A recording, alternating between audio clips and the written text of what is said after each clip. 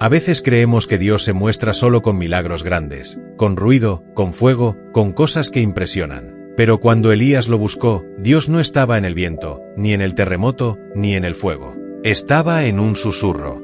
Así es la victoria de Dios en tu vida. No siempre se siente como algo enorme. A veces solo es paz donde antes había tormenta, fuerza donde pensabas rendirte.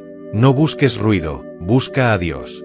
Porque los milagros más profundos no gritan, susurran y te transforman desde adentro.